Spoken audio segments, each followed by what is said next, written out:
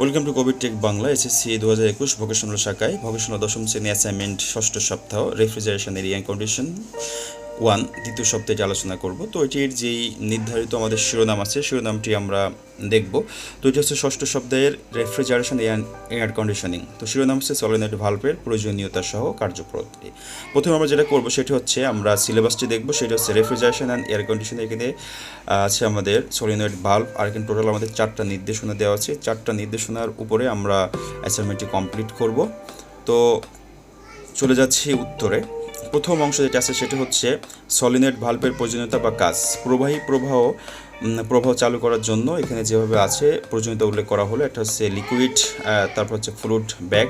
প্ল্যান্টে ব্যবহৃত তরল বিপরীতমুখী গতিশীল হলে তাকে বাধা দিয়ে বিপরীতমুখী তরল প্রবাহ হতে রক্ষা করার জন্যে। এরপর আছে আমাদের লিঙ্কিং থ্রো। কম্প্রেসর বন্ধ করার পর ইভ্যালোপেটরে তরল হিমায়ক প্রবেশে সলিনয়েড ভালভ বাধা প্রদানের জন্য। এরপর হচ্ছে ইন্ডিভিজুয়াল ইভ্যাপোরেশন।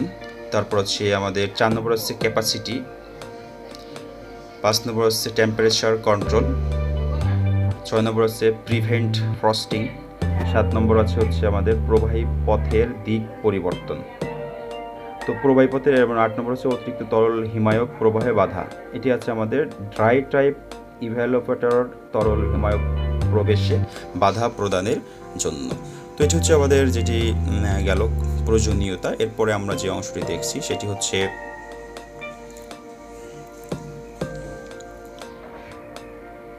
সলিনয়েডের ভালভের কার্যপদ্ধতি। তো ডাইরেক্ট অপারেটর সলিনয়েড ভালভের কার্যপদ্ধতি এখানে এভাবে লেখা আছে যে টেম্পারেচারের কাট আউট বা থার্মোস্ট্যাট বা অন্য কোনো স্বয়ংক্রিয় নিয়ন্ত্রক দ্বারা সলিনয়েড কয়েল বিদ্যুৎ প্রাপ্ত হয়ে এনার্জি লাইভ হয়, অর্থাৎ কয়েল চুম্বকের সৃষ্টি করে। এভাবে যেভাবে আছে আপনারা লিখবে এবং চিত্রটি আছে, চিত্রটি অবশ্যই দেওয়ার চেষ্টা করবেন, বলতে চিত্রটি অবশ্যই দিতে হবে। তো আমরা দেখছি যে চুম্বকটা নষ্ট হয়, ফলে নির্ভুল পূর্বের স্থলে শীটে রিপোর্ট করে বার কারণে প্রবাহ বন্ধ হয়, যার কারণে বন্ধ হয়, এভাবে প্রবাহ চালু ও বন্ধ হয়ে যায়, প্রয়োজনীয় মাত্রার উষ্ণতা নিয়ন্ত্রিত হয়। এরপরে যে অংশটি দেখছি সেটা হচ্ছে পাইলট অপারেটর সলিনয়েড ভালভের কার্যপ্রণালী। টেম্পারেচারে কাট আউট বা থার্মোস্ট্যাট বা অন্য কোনো স্বয়ংক্রিয় নিয়ন্ত্রক দ্বারা সলিনয়েড করলে বিদ্যুৎ প্রাপ্ত হয়ে এনার্জাইভ হয়। এর ফলে এর প্রভাবে সলিনয়েড প্লাজের সিট হতে স্থানান্তর হয়। এ সময় যেন পোর্ট না খুলে যায়। প্রথমে পাইলট বা রিভার পোর্ট খুলে যায়, এতে পিস্টনের উপরের অংশ প্রবাহী প্রবাহ চাপ আটকে যায়, প্রবাহ বন্ধ হয়ে যায়। এভাবে আসছে লিখে নেবেন। এরপর হচ্ছে ফলে পিস্টনে অসামঞ্জস্য চাপের উদ্ভব ঘটে, পিস্টনের নিচে প্রবাহী প্রবেশ করতে থাকে।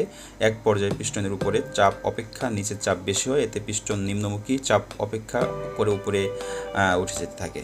তো এখানে এই বক্সে যেটা আছে আপনারা লিখবেন সরাসরি এই পেজে, হুবহু যেভাবে সে লিখলে হবে। এ সময়ে পিস্টনের তলদেশের চাপ কমতে থাকে, উপরিভাগের চাপ অপেক্ষা তলদেশের চাপ কমে গেলে পিস্টন পূর্বের স্থলে ফিরে আসে। এক পর্যায়ে পিস্টনের উপরিভাগের বেশি চাপ পিস্টনকে সিটে ভালোভাবে আটকে রাখে এবং প্রবাহ বন্ধ করে যায়। প্রিয় শিক্ষার্থীবৃন্দ, এরপরে আছে আমাদের হচ্ছে সলিনয়েড ভালভের সংস্থাপন। যেভাবে আছে এভাবে লিখবেন।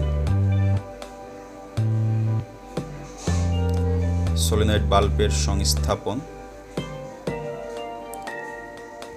তো এরপর হচ্ছে সলিনয়েড ভালভের সংস্থাপন। তারপরে পেজে হচ্ছে সলিনয়েড ভালভের আমাদের চতুর্থ অংশটি হচ্ছে সলিনয়েড ভালভের হচ্ছে কার্যক্ষেত্র, কোথায় কোথায় কার্যক্ষেত্র করা হয় বা ব্যবহারের ক্ষেত্র। প্রিয় শিক্ষার্থীবৃন্দ, আপনারা যেভাবে আছে লিখতে থাকবেন। আমি মোহাম্মদ ইসলামুল কবির আপনাদের মাঝ থেকে বিদায় নিচ্ছি। পরবর্তী কোনো অ্যাসাইনমেন্ট নিয়ে আবার হাজির হব। সে পর্যন্ত ভালো থাকবেন, সুস্থ থাকবেন। আসসালামু আলাইকুম।